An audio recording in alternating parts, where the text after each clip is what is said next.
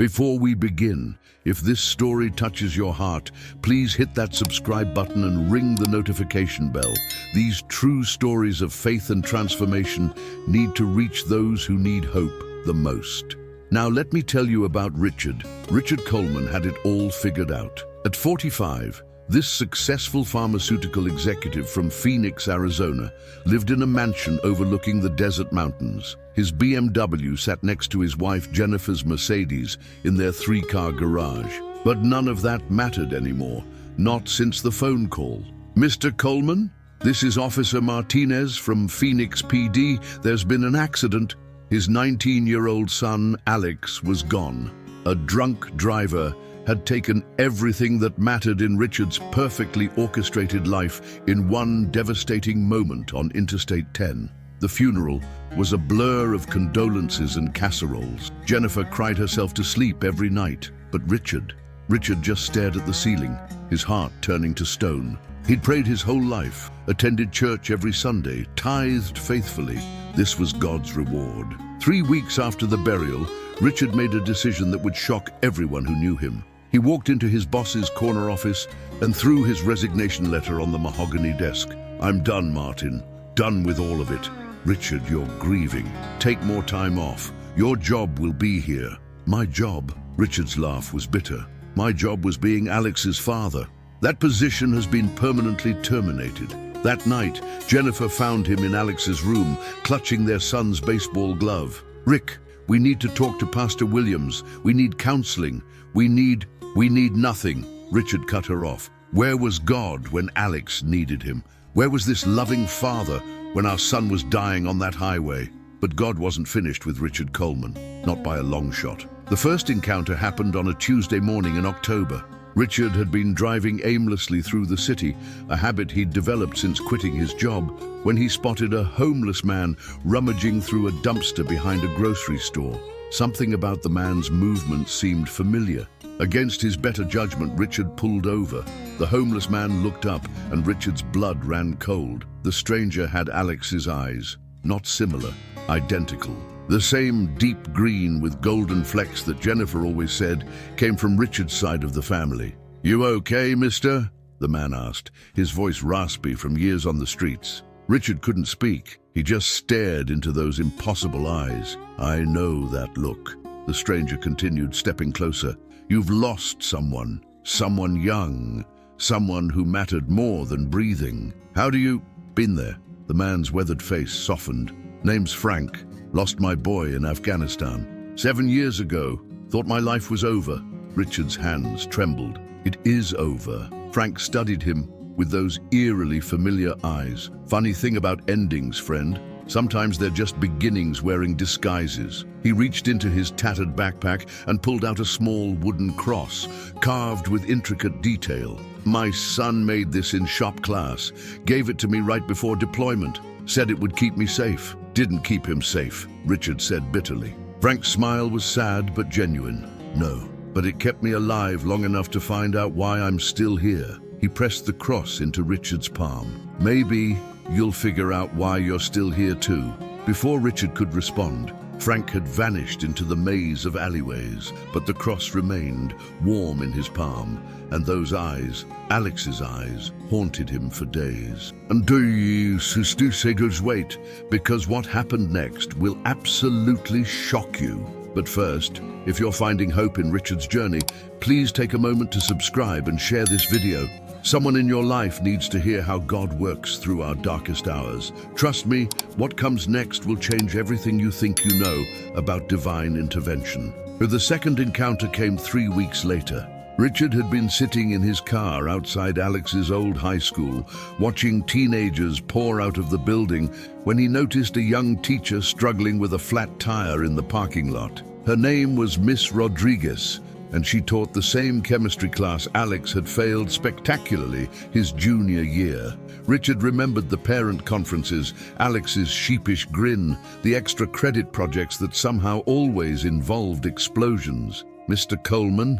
She looked up from her phone, surprised. I'm so sorry about Alex. He was such a bright kid." Richard found himself helping her change the tire, his hands working automatically while his mind wandered. When they finished, she insisted on buying him coffee at the diner across the street. "Alex used to talk about you all the time," she said, stirring sugar into her cup. "He was so proud that his dad helped create medicines that saved lives."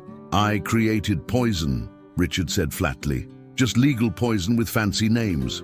Miss Rodriguez shook her head. "That's not what Alex thought. He told everyone that his dad was a hero, that you'd found a way to help kids with leukemia live longer." She paused. "In fact, he wanted to study chemistry because of you, said he wanted to continue your work." Richard's coffee grew cold as she continued. "The day before the accident, Alex came to me after class. He was so excited, said he'd been accepted into the pre-med program at ASU. Had this whole plan to specialize in pediatric oncology." Her eyes filled with tears. "He said he wanted to save kids the way his dad saved kids." The world stopped spinning. Alex had never mentioned pre-med, never talked about following in Richard's footsteps. They'd fought about college, about Alex's lack of direction, about his seemingly aimless approach to life. "But he never told me he wanted to surprise you at graduation. Said he wanted to prove he wasn't the screw-up you thought he was." Richard's carefully constructed wall of anger cracked. Alex hadn't been aimless. He'd had a plan, a noble plan, a plan to heal instead of harm. That night, Richard found Alex's laptop password protected, but easily guessed, Dad's Hero 123. Inside, he discovered folders full of medical research, scholarship applications, and a letter Alex had been writing to him. "Dad, I know you think I'm wasting my life, but I've been watching you. Really watching. You save lives every day and you don't even see it. Mrs. Patterson's grandson, the one with leukemia, he's alive because of medicine you helped develop. I want to be like you. I want to matter like you matter. I want to save people too." The letter was never finished, but it finished Richard. The third encounter happened where Richard least expected it, in his own backyard. It was December 23rd, nearly 4 months after the accident. Jennifer had moved in with her sister, unable to handle Richard's spiral into bitterness. He was alone, drinking himself into oblivion, when he heard singing, children's voices, pure and clear, drifting over his fence. "Silent night, holy night, all is calm, all is bright."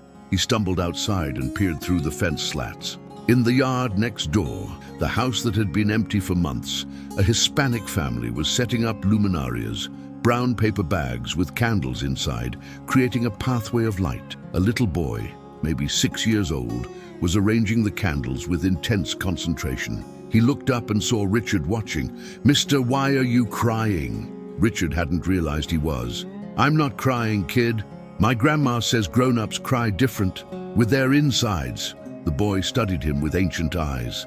"She says when people's insides cry, they need light." The child picked up one of the luminarias and brought it to the fence. "This is for my brother Miguel. He's in heaven now. Mama says the lights help him find his way back to visit us." Richard's throat closed. "How old was your brother?" 19, like your boy." Richard's knees buckled. "How do you know about my son?" The little boy's grandmother appeared, a tiny woman with silver hair and kind eyes. "Mijo, come inside. The man needs quiet." But before the boy left, he pressed the luminaria against the fence. "Miguel says to tell you, Alex is okay. He's learning how to be an angel doctor. He says don't give up on the medicine work. Too many kids still need help." The grandmother's eyes met Richard's through the fence. She nodded once, as if confirming the impossible message, then led the boy inside. Richard stood alone in his yard, holding the luminaria, watching its small flame flicker against the darkness. And for the first time in 4 months, he whispered a prayer. "Alex, if you can hear me, I'm sorry. I'm so sorry I didn't see who you really were."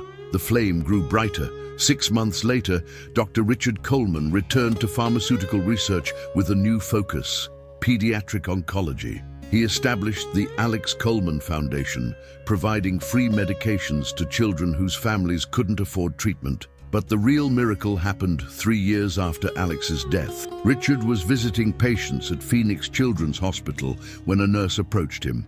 "Dr. Coleman, there's a little girl in room 314 who specifically asked to meet the man who made her medicine." 7-year-old Isabella Martinez was bald from chemotherapy, but had the brightest smile Richard had ever seen. Her grandmother sat beside the bed, and Richard's heart nearly stopped. It was the same woman from next door, the one whose grandson had delivered the impossible message. "Abuela told me you help sick kids like me," Isabella said. "She says your angel son told you how." Richard looked at the grandmother, who simply smiled and nodded. "Isabella is going to be completely cured," she said softly. "Your medicine combined with faith is very powerful." And she was right. Isabella Martinez became the 127th child to achieve full remission using the new protocol Richard developed. A protocol inspired by research notes he'd found in Alex's laptop. Research that shouldn't have been possible for a college freshman to understand. Today, Richard Coleman knows the truth. His son didn't die in vain. Alex's death wasn't God's punishment. It was God's invitation to see a bigger picture. Sometimes we lose what we think we can't live without, to find what we never knew we needed, purpose beyond our pain. The 3 encounters weren't coincidences. They were divine appointments, designed to show Richard that love never dies. It just changes form. Frank's eyes, Miss Rodriguez's revelation, and the child's message weren't random events. They were God's way of saying, your story isn't over, it's just beginning. Richard still keeps Frank's wooden cross on his desk. He still lights a luminaria every Christmas Eve. And he still feels Alex's presence every time he signs off on medication that will save another child's life. And we know that in all things, God works for the good of those who love him, who have been called according to his purpose. Romans 8:28. If this story moved you, please subscribe and share it with someone who needs hope today. Sometimes the greatest miracles come disguised as the worst tragedies. In the comments, tell us, have you experienced mysterious encounters that changed your perspective? Your story might be the hope someone else desperately needs to hear.